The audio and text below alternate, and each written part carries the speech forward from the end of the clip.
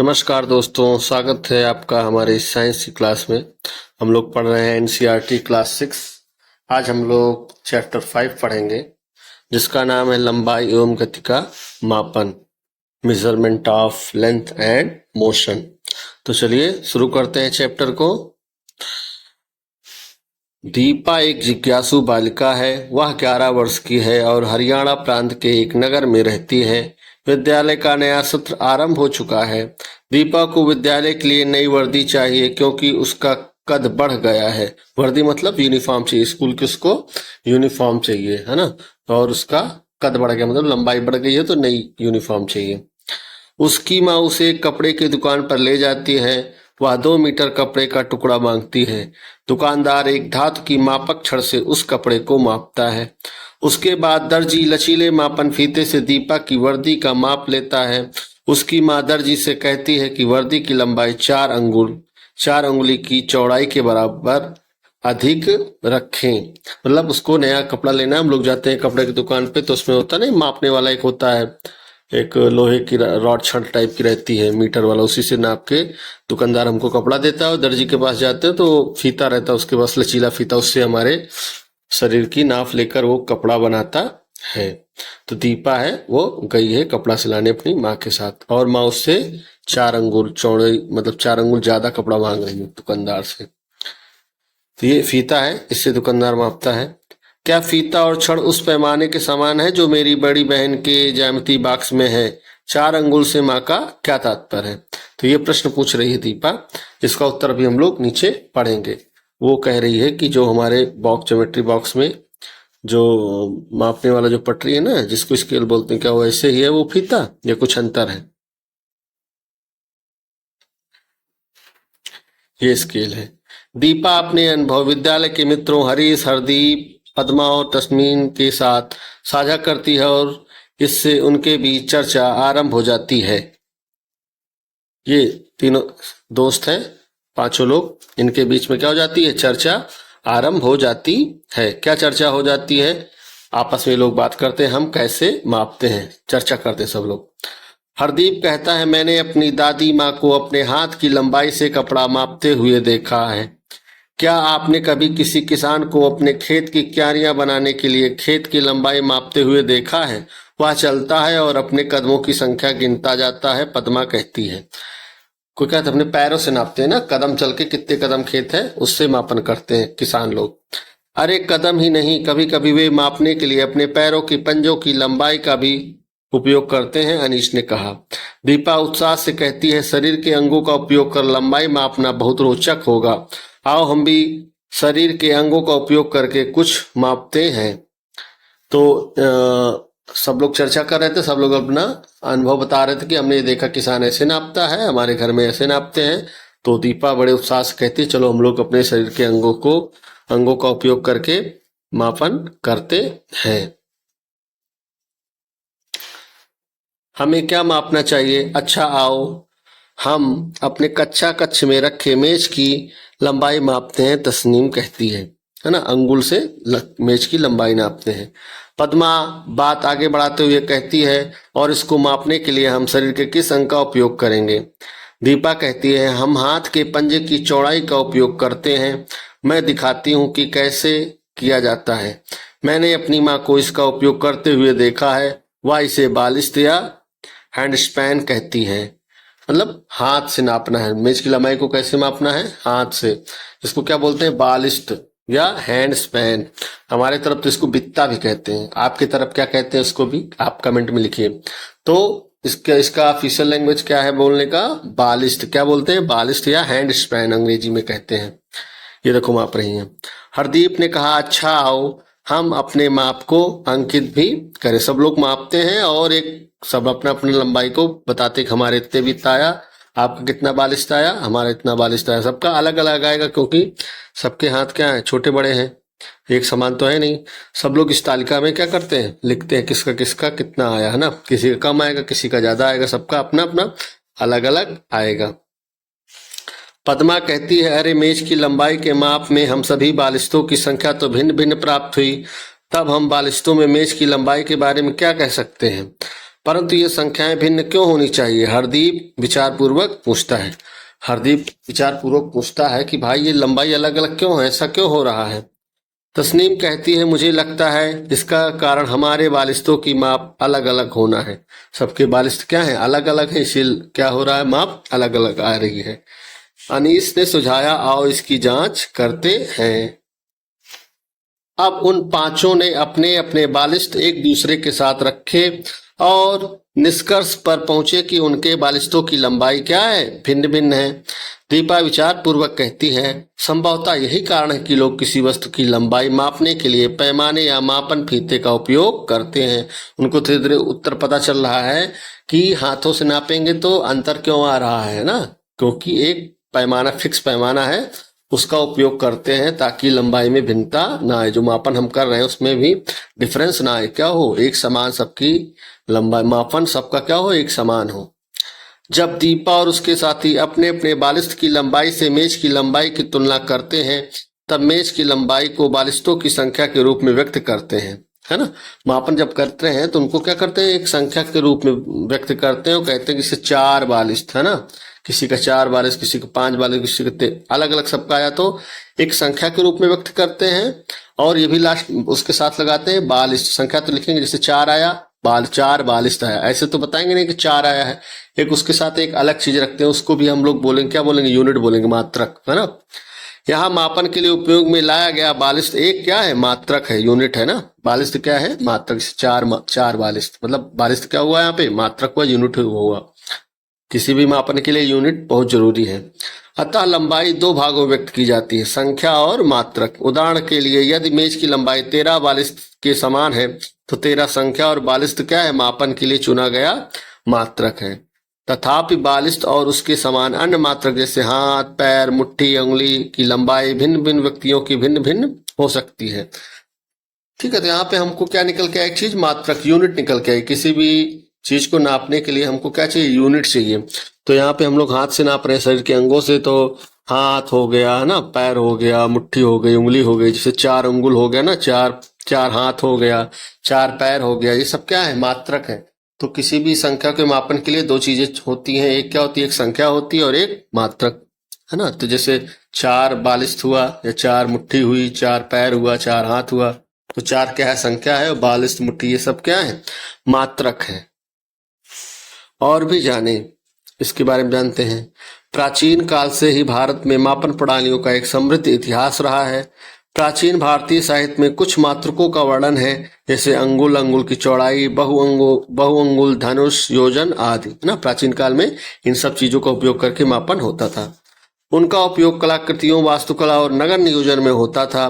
बढ़ई और दर्जी जैसे पारंपरिक शिल्पकार आज भी अंगुल का उपयोग करते हैं, अभी भी उंगली का मापन में उपयोग करते हैं, है ना। सिंधु, सरस्वती, हड़प्पा सभ्यता के उत्खनन स्थलों से प्राप्त अनेक वस्तुओं में रेखांकित चिन्ह पाए गए हैं जो पैमाने हो सकते हैं। जो सिंधु और हड़प्पा सभ्यता से कुछ अनेक वस्तुएं पाई गई हैं जो जिन पे क्या होते हैं? चिन्ह अंकित होते थे ना, रेखांकित चिन्ह पाए गए। उनसे क्या करते थे? मापन का हम लोग कार्य लेते थे, मापते थे उससे। अब हम लोग पढ़ते हैं मानक मात्रक। मानक मात्रक क्या होते हैं? मानक मात्रक स्टैंडर्ड यूनिट। क्या बोलते हैं? मानक मात्रक मतलब स्टैंडर्ड यूनिट क्या होता है? संसार के विभिन्न भागों में समय के साथ विभिन्न मात्रक प्रणालियां विकसित हुई, तथापि जब लोगों ने एक स्थान से दूसरे स्थान की यात्रा करना आरंभ किया तब इसमें बहुत भ्रम उत्पन्न हुआ। इसका परिणाम यह हुआ कि संसार के विभिन्न देश एक साथ आए और मापन के मानक मात्रों के विषय में एक मत होने लगे और उन्हें अपनाने लगे। आजकल उपयोग में लाई जाने वाली मात्रक प्रणाली को अंतरराष्ट्रीय मात्रक प्रणाली अथवा SI, international system of units का संक्षेपाक्षर। एसआई क्या है? इंटरनेशनल सिस्टम ऑफ यूनिट है। मात्रकों के रूप में जाना जाता है। क्या होता था भाई? हर देश का मान लो अलग अलग है, तो अलग अलग सब लोग पैमाना बनाए मापने का। तो क्या होता, जब एक दूसरे लोग आने जाने लगे तो सब में क्या होता, अंतर पाया गया। तो ऐसा विचार हुआ कि भाई एक अंतरराष्ट्रीय स्तर पे एक ऐसा यूनिट बनाया जाए जो हर देश में मान्य हो, ताकि डिफरेंस ना आए, मापन में डिफरेंस ना आए। तो एक एसआई यूनिट लॉन्च की गई ना, एसआई यूनिट बनाया गया, जिसको इंटरनेशनल सिस्टम ऑफ यूनिट कहते हैं। ये इंटरनेशनल लेवल का है, ये हर जगह मान्य है।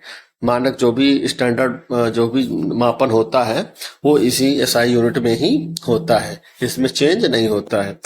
मापने की बहुत सारे सिस्टम है, मतलब मात्रक के सिस्टम, जैसे MKS हुआ है ना, ये आगे क्लास में आप लोग पढ़ेंगे तो जानेंगे कि मापने के और भी क्या प्रणालियां हैं। तो लेकिन जो अंतर्राष्ट्रीय स्तर पे है वो क्या है, एसआई यूनिट है। क्या है, एसआई यूनिट है।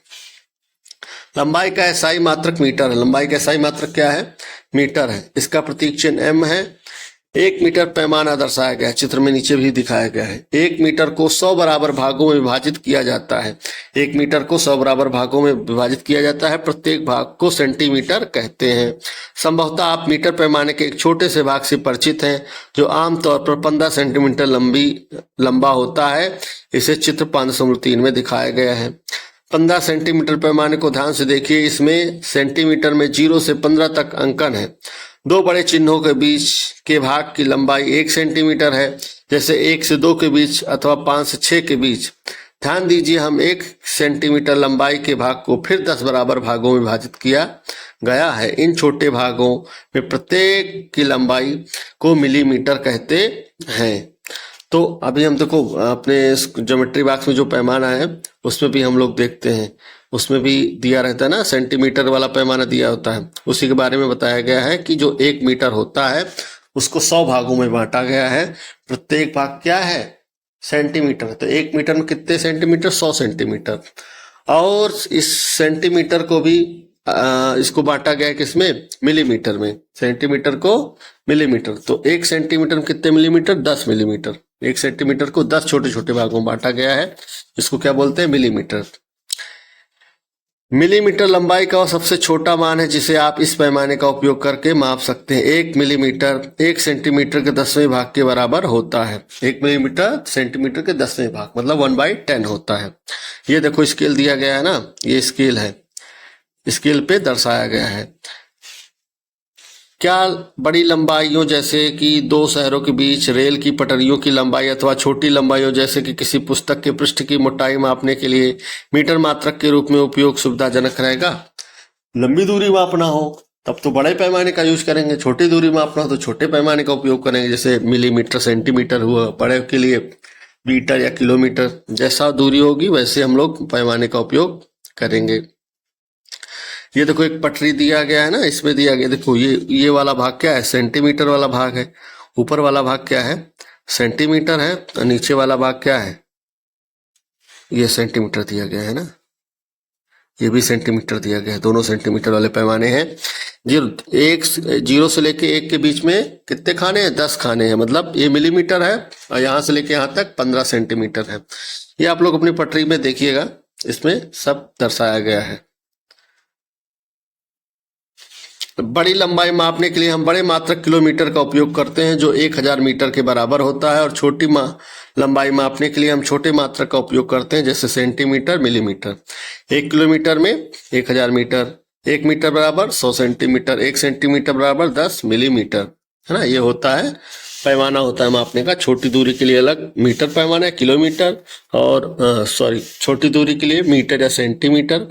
ज्यादा बड़ी दूरी मापना है तो उसके लिए हम क्या करेंगे, किलोमीटर का उपयोग कर सकते हैं ना। बहुत छोटी मापनी है तो मिलीमीटर का उपयोग करेंगे। आपने कुछ पैमाने में एक अन्य प्रकार का अंकन भी देखा होगा। इस पैमाने में यह अंकन इंच में होता है। 1 इंच बराबर 2.54 सेंटीमीटर होता है। पहले के दिनों में लंबाई मापने के लिए इंच और फुट जैसे मात्रा का उपयोग होता था। इसका उपयोग अभी भी कुछ लोग करते हैं।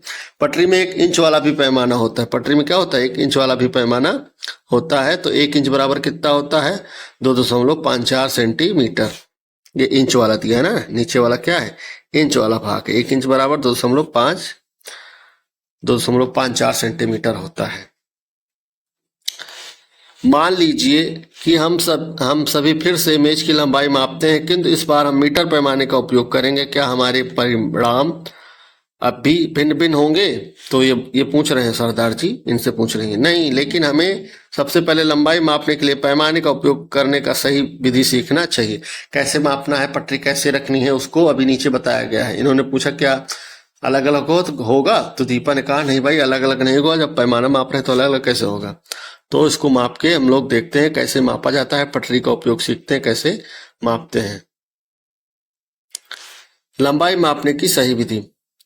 किसी वस्तु की लंबाई मापने के लिए हमें एक उपयुक्त पैमाने की आवश्यकता होती है। उदाहरण के लिए यदि आपको अपनी पेंसिल की लंबाई मापनी है तो आप 15 सेंटीमीटर पैमाने का उपयोग कर सकते हैं। इसी प्रकार किसी कक्ष की ऊंचाई मापने के लिए मीटर पैमाना या मापन फीते की आवश्यकता पड़ सकती है। किसी वृक्ष के तने की मोटाई अथवा अपनी छाती के आकार के माप के लिए आप सीधे तौर पर मीटर पैमाने का उपयोग नहीं कर सकते। ऐसे मापों के लिए दर्जी के फीते जैसे लचीला मापन फीता अधिक उपयुक्त है। लंबाई का मापन करते समय हमें कुछ सावधानियां बरतने की आवश्यकता है। तो हमें देखो जैसी लंबाई मापना है वैसे पैमाना चाहिए।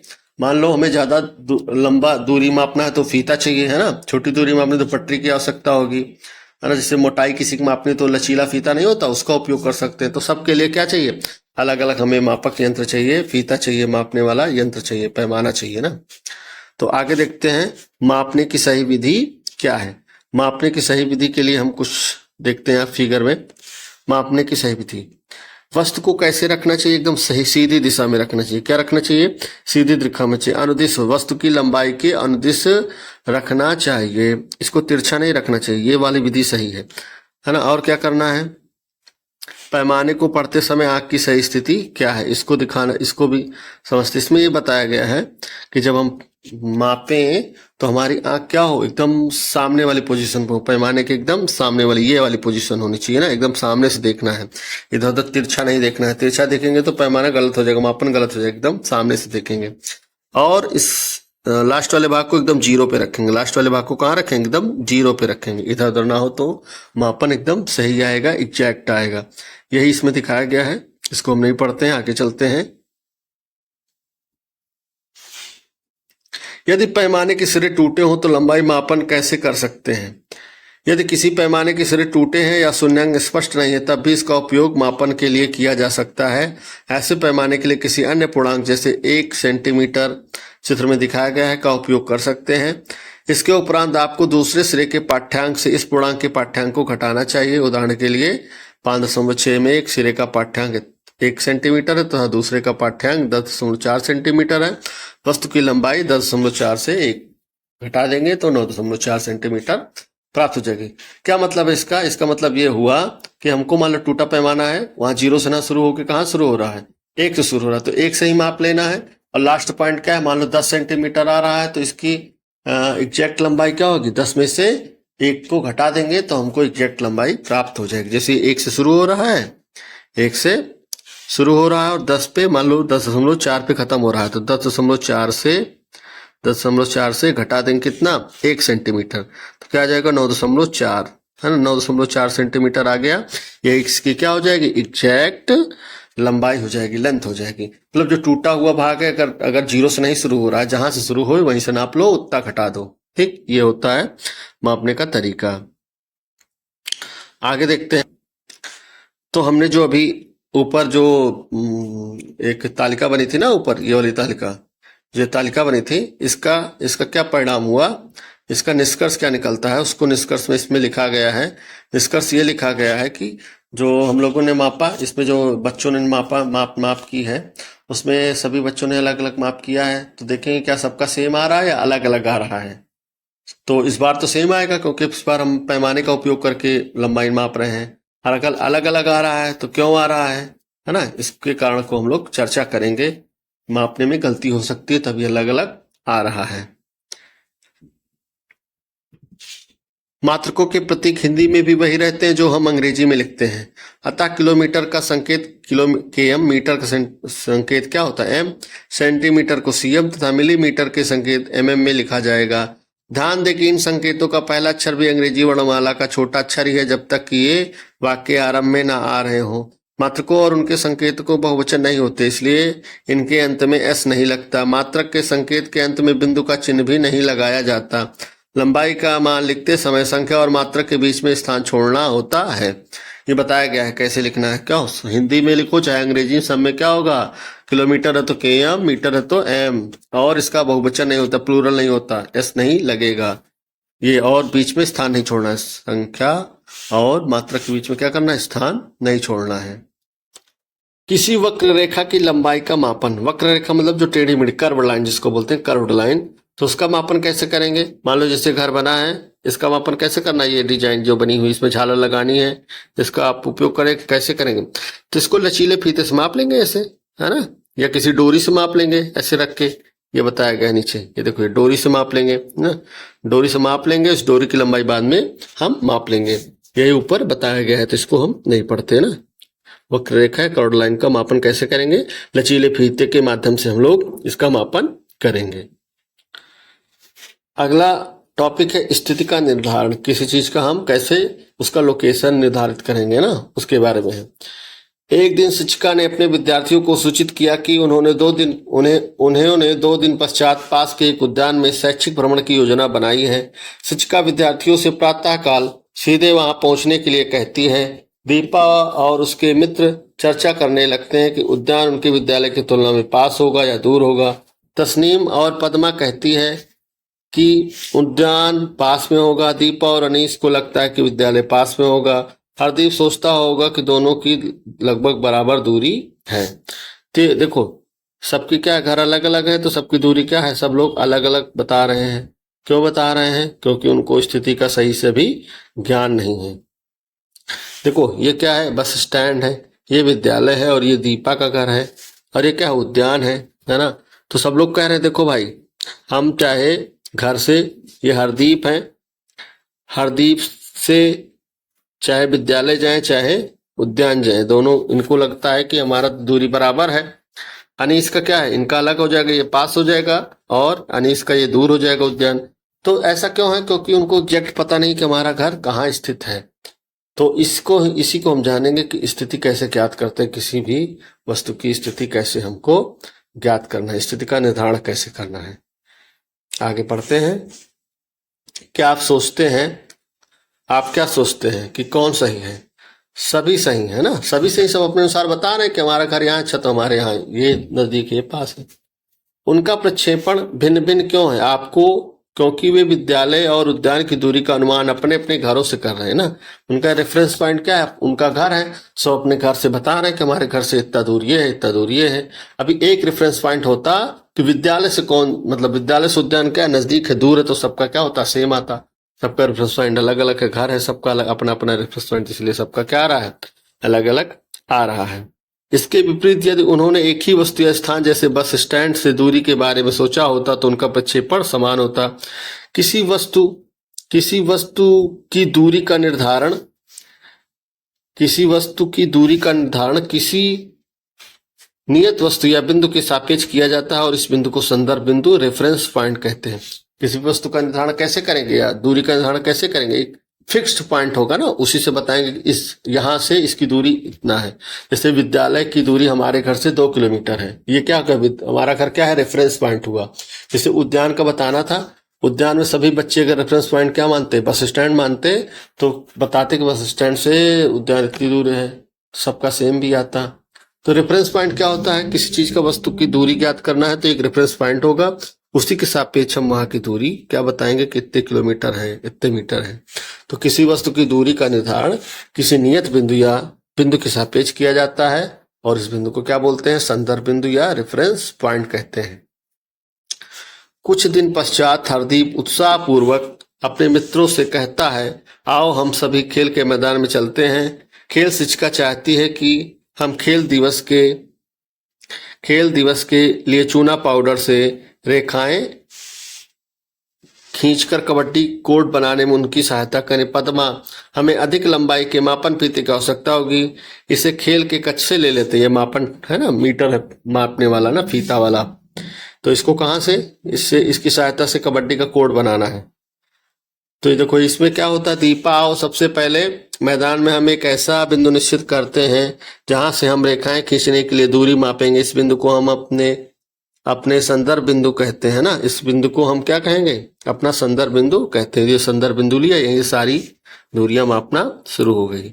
तो दूरी मापने के लिए एक संदर्भ बिंदु होना चाहिए, एक फिक्स्ड पॉइंट या रेफरेंस पॉइंट होना जरूरी है, वहीं से हम दूरी मापते हैं। कुछ दिन पश्चात पद्मा बस से अपने नाना नानी जी से मिलने दिल्ली जा रही थी। वह दिल्ली पहुंचने के लिए उत्सुक थी और सड़क के किनारे लगे मीटर सूचक पत्थरों को पढ़ रही थी। 1 किलोमीटर सूचक पत्थर पर दिल्ली 70 किलोमीटर लिखा था, 5.12। उसके पश्चात अगले किलोमीटर पर सूचक पत्थर पर दिल्ली 60 किलोमीटर लिखा था। प्रत्येक क्रमागत किलोमीटर सूचक पत्थर यह इंगित कर रहा था वह अपने नाना नानी जी के घर के निकट पहुंच रही है ना। जैसे जैसे वो आगे बढ़ रही है दूरी क्या होती जा रही है, कम होती जा रही है। ये किलोमीटर सूचक पत्थर क्या दर्शाते हैं? पद्मा या निष्कर्ष कैसे निकाल पाती है कि वह अपने गंतव्य स्थान के निकट पहुंच रही है? दूरी धीरे धीरे क्या हो रही है, कम हो रही है। तो निष्कर्ष वो निकालेगी कि हम लोग धीरे धीरे क्या कर रहे हैं, अपनी नानी के घर के नजदीक पहुंच रहे हैं।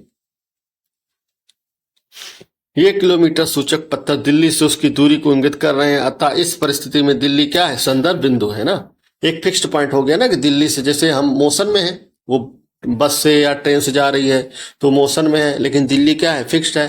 तो जैसे जैसे हम आगे बढ़ेंगे क्या होगा? दूरी क्या होती जाएगी? कम होती जाएगी। तो दिल्ली क्या है? उसका नानी नानी घर क्या है? रेफरेंस पॉइंट है, संदर्भ बिंदु है। वहीं से उसकी दूरी मापी जा रही है। यदि किलोमीटर सूचक पत्थर दिल्ली 70 किलोमीटर दर्शाता है जैसा कि चित्र में दिखाया गया है, तो हम कह सकते हैं कि पद्मा की स्थिति दिल्ली से 70 किलोमीटर दूरी पर है। जब किलोमीटर सूचक पत्थर पर 60 किलोमीटर लिखा होता है तो पद्मा की स्थिति दिल्ली से 60 किलोमीटर दूरी पर है। इसका तात्पर्य है कि संदर्भ बिंदु के सापेक्ष पद्मा की स्थिति समय के साथ परिवर्तित हो रही है। किसी वस्तु की स्थिति के संदर्भ में बिंदु के सापेक्ष एक संदर्भ बिंदु के सापेक्ष कब परिवर्तित होती है? क्या यह तब परिवर्तित होती है जब वस्तु गतिशील होती है? इस प्रश्न का हमें उत्तर ज्ञात करना है कि कब गतिशील है ना। वस्तु कब गतिशील है? किसी बिंदु के सापेक्ष कोई भी वस्तु कैसे जानेंगे कब गतिशील है? इसका उत्तर हम लोग अभी आगे पढ़ेंगे। एक क्रियाकलाप के माध्यम से इसको जानते हैं। अपने आसपास की वस्तुएं देखिए और 5 गतिशील वस्तुओं को सूची बनाइए, है ना। इसकी तालिका बनाना है और उस कारण भी लिखना है कि क्यों गतिशील है। औचित्य मतलब कारण, उसका कारण भी लिखना है कि गतिशील क्यों है और विरामावस्था में क्यों है, स्थिर क्यों है। ये तालिका आपको बनाना है। इस तालिका का क्या निष्कर्ष निकलता है हम लोग अब पढ़ते हैं। तालिका का क्या निष्कर्ष निकलेगा? अपने औचित्यों की तुलना, औचित्य मतलब कारण बताना है कि ये विरामावस्था में क्यों है, ये गतिशील क्यों है। अपने औचित्यों की तुलना में विश्लेषण कीजिए। कोई कैसे निर्णय ले सकता है कि कोई वस्तु गतिशील है या स्थिर है? सोचना है कि कैसे हम बता सकते हैं कि गतिशील है या स्थिर है। कोई वस्तु गति में तब कही जा सकती है जब किसी संदर्भ बिंदु के सापेक्ष उसकी स्थिति समय के साथ क्या हो रही है? परिवर्तित होती है। यदि किसी संदर्भ बिंदु के सापेक्ष किसी वस्तु की स्थिति में समय के साथ परिवर्तन नहीं होता तो वह वस्तु क्या है? स्थिर है या विरामावस्था में है। देखो, एक रेफरेंस पॉइंट तो होना चाहिए ना। एक रेफरेंस पॉइंट के सापेक्ष समय के साथ यदि कोई किसी वस्तु की स्थिति में क्या हो रहा है? चेंज हो रहा है। समय के साथ उसकी पोजीशन क्या हो रही है? चेंज हो रही है। तो क्या है? मोशन अवस्था में है ना, गति की अवस्था में है। और यदि समय के सापेक्ष उसकी स्थिति में परिवर्तन नहीं हो रहा है तो क्या है? वो स्थिर अवस्था में है। जैसे वो जा रही है बस से ना, तो बस से जा रही है दिल्ली, उसका रेफरेंस पॉइंट हो गया, उसको दिल्ली पहुंचना है। तो उसके सापेक्ष समय के साथ क्या हो रहा है? 1 घंटे बाद पहले यहाँ थी, 2 घंटे थोड़ी देर बाद कहाँ पहुंच गई? 10 किलोमीटर और आगे चली गई। तो समय के साथ उसका क्या हो रहा है? स्थिति क्या हो रही है? परिवर्तन हो रही है। तो क्या है? गति की अवस्था में है। और बस के अंदर वो बैठी है ना। बस के अंदर बैठी तो क्या वो गति की अवस्था में कि विरामा की अवस्था में है? इसको देखते हैं, इसको हम लोग समझते हैं और भी जाने। दीपा ने बस में अपने चारों ओर देखा, फिर ध्यान दिया कि सभी यात्री बैठे हुए हैं। उसने 1 मिनट बाद फिर अपने चारों ओर देखा और पाया कि वे अब भी अपनी सीट पर बैठे हुए हैं। वह आश्चर्यचकित हुई, क्या ये गतिशील हैं? उसने निष्कर्ष निकाला कि यात्रियों की स्थिति समय के साथ परिवर्तित नहीं हो रही है, अतः निश्चित ही ये स्थिर है। तथापि जब उसने बाहर देखा तो उसने पाया कि वे गतिशील है, क्योंकि बाहर की वस्तुओं के सापेक्ष उनकी स्थिति क्या हो रही है? बदल रही है ना। बस के अंदर से देखा भाई सब लोग बैठे हैं तो लगा कि हाँ हम तो स्थिर हैं, लेकिन जब बाहर खिड़की से देखा तो पेड़ दिखे ना, उसके सापेक्ष क्या हो रहा है? उनकी स्थिति बदल रही है, तो वो क्या है? गतिशील हो रहे हैं। संदर्भ बिंदु यह सुनिश्चित करने के लिए महत्वपूर्ण है कि एक वस्तु स्थिर है या गति में है। संदर्भ बिंदु मेन इंपॉर्टेंट है ना। ये बताता है कि कोई वस्तु क्या है? स्थिर है या गतिशील है। यदि दीपा स्वयं या बस को संदर्भ बिंदु मानती तो यात्री स्थिर है ना। स्वयं को या बस को मानते तो सब लोग बैठे ही थे, क्या हो रहा है बताती कहाँ सब स्थिर है, गति में नहीं है। जब तथापि यदि वह बस से बाहर की ओर किसी वस्तु जैसे एक भवन को संदर्भ बिंदु मानती तो यात्री और वह बस क्या है, गति में है। बाहर किसी पेड़ को संदर्भ बिंदु मान लेते तो क्या होता, उसको पता चलता कि हाँ पेड़ तो वही है, हम आगे बढ़ गए हैं। समय के साथ क्या हो गया, परिवर्तन हो गया स्थिति में, तो इसलिए वो क्या हो गई, गतिशील हो गई है ना। अंदर अगर अपने आप को रेफरेंस पॉइंट लेती तो सब लोग क्या होते, स्थिर में आ जाते ना। जो लोग बैठे थे सब लोग क्या होते, स्थिर की पोजीशन में आ जाते। लेकिन उसने बाहरी चीजों को रेफरेंस पॉइंट माना, इसलिए उसको पता चला कि हम लोग क्या है, गति की अवस्था में हैं।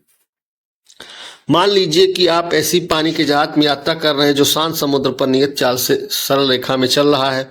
या भी मान लीजिए कि जहाज में कोई खिड़की नहीं है। क्या कोई ऐसी विधि है जिससे आप यह सुनिश्चित कर सके कि जहाज गति में है या विरामावस्था में है। इसको हम लोगों को सोचना है कि गति में है कि विरामा हो, चारों तरफ से बंद हो, तब कैसे जानेंगे। तो अब हम लोग गति पढ़े ना, अभी अब हम लोग गति के प्रकार पढ़ेंगे ना। गति पढ़ लिए, कोई वस्तु कैसे गति अवस्था में है, स्थिर अवस्था में है। अब कैसे जानेंगे कि गति के प्रकार क्या होते हैं। गति भी कई प्रकार की होती है, सीधी, सरल, टेढ़ी मेढ़ी, गोलाकार, है ना। तो गति के प्रकार पढ़ना है। एक रबड़ लीजिए और निश्चित ऊंचाई से उसे छोड़िए, उसकी गति का अवलोकन कीजिए। क्या रबड़ एक सरल रेखा के अनुदिश गति करती है। जब एक संतरा पेड़ से गिरता है तो क्या वह सरल रेखा में गति करता है। क्या आपने गणतंत्र दिवस परेड देखी है। परेड के समय विद्यार्थियों द्वारा प्रस्तुत मार्च पास्ट का स्मरण कीजिए। क्या वे एक सरल रेखा में चलते हैं। जब एक भारी बॉक्स धकेला जाता है तो वह सीधी रेखा के अनुदिश चित्रित 5.414 गति कर सकता है। जब कोई वस्तु सरल रेखा के अनुदिश गति करती है तो उसकी गति को सरल रेखा या रेखीय गति कहते हैं। अपने चारों ओर के परिवेश में इसी प्रकार की गति की पहचान कीजिए, है ना। क्या होता है, जब कोई वस्तु एक सरल रेखा में चले ना, एक सीधी रेखा में चले, है ना, तो उसको क्या बोलेंगे हम, सरल गति या रेखीय गति। इसको अंग्रेजी में क्या बोलते हैं, लीनियर मोशन। लीनियर मोशन, जब कोई भी वस्तु एक सीधी लाइन में चले ना, सीधी लाइन में चले, कोई बस सीधी लाइन में चले, उसको क्या बोलेंगे, लीनियर मोशन बोलेंगे। तो हमने एक प्रकार पढ़ा लीनियर मोशन, है ना। इस चित्र में दिखाया गया है कैसे, देखो सीधी रेखा में चल रहा है ना। ये वस्तु छोड़ेंगे तो सीधी रेखा में आएगी, सेब गिरेगा तो वो भी सीधी रेखा में आएगी, मार्च पास्ट हो रहा है भी सीधी रेखा में आएगी। सीधी रेखा के एक, जब एक सीधी स्ट्रेट लाइन के मतलब अनुदिश कोई भी वस्तु गति करती है तो उसको हम बोलेंगे सरल रेखीय गति या लीनियर मोशन कहेंगे।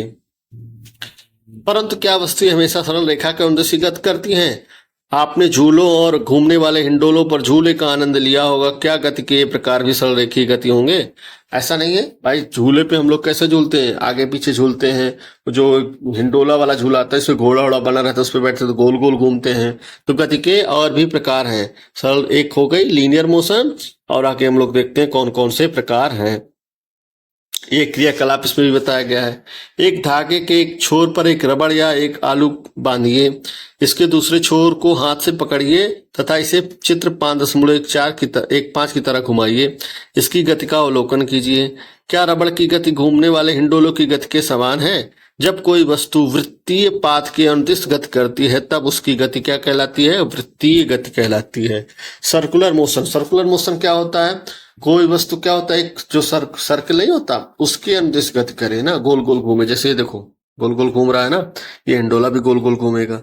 तो एक वृत्त के अनुदिश, वृत्तीय पथ के अनुदिश गति कर रही है ना, सर्कुलर जो है पाथ बना रहा है ना, इस मोशन को हम लोग क्या बताएंगे, सर्कुलर मोशन ना, वृत्तीय गति।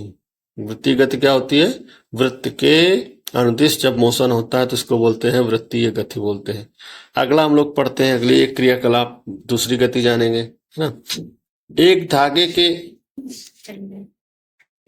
के एक छोर पर एक रबड़ या आलू बांधे, है ना। धागे का दूसरा छोर पकड़कर रबड़ को लटकाएं, अपना हाथ स्थिर रखें इस चित्र के माध्यम से, इस चित्र की तरह। दूसरे हाथ का उपयोग करते हुए धीरे से रबड़ को एक ओर ले जाइए और फिर छोड़ दीजिए, जैसे चित्र में दिखाया गया है ऐसे ही। क्या यह माध्य स्थिति के इधर उधर गति करता है। क्या इस गति को झूले की गति के समान है। इसकी गति क्या, झूले देखो ये धागा लटकाएंगे ना तो कैसे गति करेगा, ऐसे जाएगा और ऐसे जाएगा, है ना। ये जैसे झूला जा रहा है, झूला में भी ऐसे जाता है फिर पीछे जाता है, आगे पीछे, तो मतलब एक माध्य की स्थिति के दोनों ओर ये गति करेगा। इस गति को क्या बोलेंगे हम लोग, क्या बोलेंगे इस गति को? आगे बढ़ते हैं, इस गति को क्या बोलेंगे? इस गति को हम लोग बोलेंगे दोलन गति। क्या बोलेंगे? Oscillatory motion. क्या बोलेंगे? Oscillatory motion. जब कोई वस्तु किसी नियत स्थिति के इधर उधर गति करती है तब उसकी गति को क्या बोलते हैं? दोलन गति या ऑसिलेटरी मोशन कहते हैं। नियत स्थिति मतलब एक फिक्स्ड पोजीशन हो गया ना, जैसे इसमें देखिए ये फिक्स्ड पोजीशन हो गया, एक फिक्स्ड पोजीशन हो गया, और इसके चारों ओर ये फिक्स्ड पोजीशन के दोनों ओर ये क्या करेगी? गति करेगी, है ना, मूवमेंट करेगी। इसको क्या बोलेंगे? दोलन गति या ऑसिलेटरी मोशन बोलेंगे इसको। लगभग 50 सेंटीमीटर लंबी धातु की एक पतली पट्टी लीजिए, एक और क्रियाकलाप देखते हैं। इसका एक छोर मेज पर दबा दीजिए। आप इसे दबाने के लिए कुछ पुस्तकों का उपयोग भी कर सकते हैं या ईंटों का उपयोग कर सकते हैं। पट्टी के दूसरे छोर को थोड़ा दबाएं और फिर छोड़ दीजिए। ये वाली पोजीशन है ना। इसमें क्या होगा, मान लो किताबों के रख के कोई स्केल ले लीजिए, आप स्केल को भी लगा सकते हैं। इसको से दबा के छोड़ेंगे ना, नीचे से दबा के छोड़ेंगे तो ऊपर नीचे से गति करेगा ना, ऊपर नीचे। तो ये भी एक तरह से ऑसिलेटरी मोशन है। एक फिक्स्ड पोजीशन, एक माध्य पोजीशन के दोनों ओर क्या कर रहा है? ये मोशन कर रहा है। इसको भी हम लोग क्या बोलेंगे? ऑसिलेटरी मोशन बोलेंगे। एक धातु की पतली पट्टी में दोलन गति है ना। यदि कोई वस्तु एक निश्चित समय अंतराल पर अपनी गति को दोहराती है तो उसकी गति आवर्ती गति कहलाती है। आवर्ती गति मतलब है ना, फ्रीक्वेंसी मोशन होता है ना, आवर्ती गति। आवर्ती गति क्या होगी कि एक निश्चित समय अंतराल के बाद वो अपनी गति को क्या होगी? दोहराएगी। जैसे ऑसिलेटरी मोशन में हो रहा है, समय के साथ क्या हो रहा है? वही बार बार वही चीजें हो रही, ऊपर नीचे हो रहा है। जैसे इसमें देखेंगे, जैसे झूला वाला हुआ, समय के साथ फिर वही पोजीशन पे आता रहता है, बार बार आता रहता है। तो इसको बोलेंगे आवर्ती गति। क्या बोलेंगे? आवर्ती गति। जब कोई वस्तु वृत्तीय गति में होती है तब वह बार बार वृत्तीय पथ की ओर गति करती है। दोलन गति करते हुई वस्तु भी इधर उधर गति करते हुए अपनी गति को दोहराती है। वृत्तीय गति एवं दोलन गति दोनों की में प्रकृति क्या है? आवर्ती गति है ना। दोनों बार बार अपनी पोजीशन को दोहराते हैं, चाहे दोलन गति हो चाहे वृत्तीय गति हो, बार बार अपने पथ पे बार बार आते जाते रहते हैं। इन दोनों गति को क्या बोलेंगे हम लोग? दोलन गति। क्या बोलेंगे? आवर्ती गति, सॉरी आवर्ती गति। क्या बोलेंगे? आवर्ती गति। चित्र 5.8 में दर्शाए गए बच्चों का पार्क देखिए अथवा किसी बच्चे का पार्क भ्रमण कीजिए। विभिन्न प्रकार की गति पर ध्यान दीजिए, उनका सरल रेखीय, वृत्तीय एवं दोलन गति में वर्गीकरण कीजिए। एक पार्क है, ये पार्क है ना, इसमें हमको बताना है कौन सरल गति कर रहा है, कौन रेखीय गति कर रहा है। ये देखो, ये जैसे सरल गति होगी ना, ये क्या है? ये बार बार अपने पाथ को दर्शा रहे हैं ना, ये माध्य की पोजीशन में। देखो, ये दोलन गति का उदाहरण है। ऐसे ही हमको एक तालिका को भरना है, तालिका को इसको भरना है, कंप्लीट करना है और बताना है। तो ये पार्ट खत्म हो गया। इसमें हम लोगों ने आज पढ़ा कि कैसे हम लोग मेजरमेंट करेंगे, किसी भी लंबाई को कैसे मापेंगे, और मोशन क्या होता है, मतलब गति के प्रकार क्या होते हैं, गति क्या होती है। हमने पढ़ा रेखीय गति, लीनियर मोशन ना, सरल गति, वृत्तीय गति, सर्कुलर मोशन, दोलन गति, ऑसिलेटरी मोशन, है ना, और आवर्ती गति, इनको पढ़ा है और हम लोगों ने समझा है। इसको आप लोग वीडियो को देखिएगा, जैसा भी हो आप लोग लाइक करिए, कमेंट करिए, शेयर करिए और चैनल को सब्सक्राइब करिए। आप लोग और भी वीडियो देखने के लिए हमारे इस प्लेलिस्ट में क्लास 6 साइंस की प्लेलिस्ट है, उसको आप जाके देख सकते हैं। इस वीडियो के हमने डिस्क्रिप्शन में लिंक भी दे दिया है,